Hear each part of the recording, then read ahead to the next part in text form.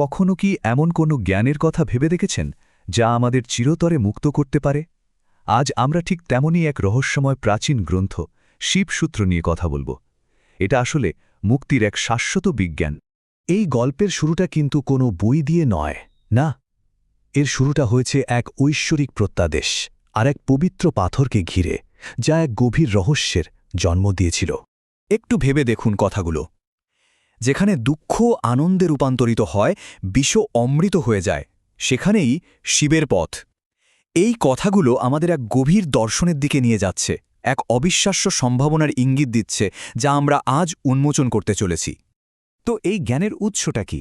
কোনো সাধারণ বই কিন্তু নয়। এর শুরু হয়েছিল সেই নবম শতাব্দীর কাশ্মীরে এক পাথরের নিচে লুকিয়ে থাকা এক গভীর রহস্য দিয়ে। চলুন সেই গল্পটাই শোনা যাক।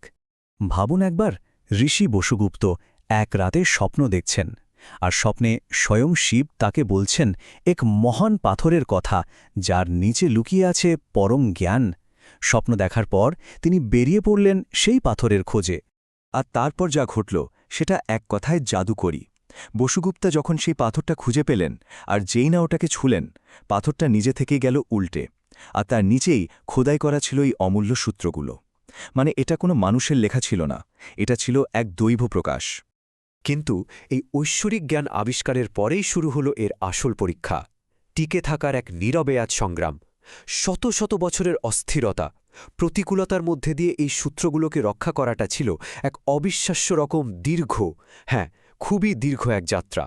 এই যাত্রাপথটা মোটেও সহজ ছিল না। ভাবুন, নবম শতাব্দীতে আবিষ্কার হল, তারপর চতুর্দশ শতাব্দীতে এলেন সুলতান সিকান্দারের মতো শাসকেরা, যারা সব ধ্বংস করে দিতে চেয়েছিলেন। এরপর হাজার বছর ধরে কাশ্মীরি পণ্ডিতদের বারবার উৎখাত করা হয়েছে। তাদের সেই আত্মত্যাগ আর দীর্ঘ সংগ্রামের কারণে এই জ্ঞান আজও আমাদের মাঝে টিকে আছে, যা এক কথায় অলৌকিক। এই কথাগুলো শুনলে সত্যি গায়ে কাটা দেয়। তারা নিজেদের বাড়ি, জমি, সব ছেড়ে দিয়েছিলেন, কিন্তু একটা জিনিসকে আঁকড়ে ধরে রেখেছিলেন, আর তা হল এই শাস্ত্র। প্রজন্মের পর প্রজন্ম ধরে সযত্নে হাতে লিখে লিখে তারা এটাকে বাঁচিয়ে রেখেছিলেন। ভাবা যায় কতটা মূল্যবান ছিল এই জ্ঞান।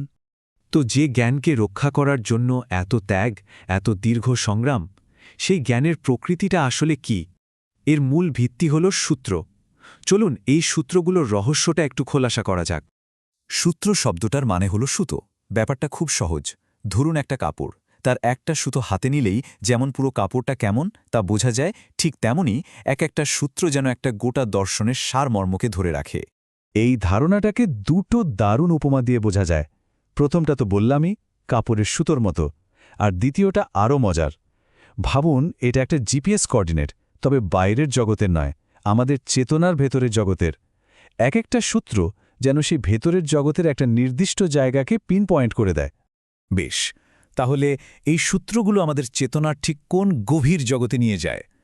এর প্রথম ধাপটাই হল সময় আর স্থানের ধারণাকে ছাড়িয়ে যাওয়া। এই ধারণাটা কিন্তু একদম বৈপ্লবিক। সূত্রগুলো বলছে যে আমাদের আসল যে সত্তা, মানে চেতনা, সেটা আসলে সময় বা স্থানের মধ্যে বাধা নেই। সময় আর স্থান তো অনেকটা পোশাকের মতো।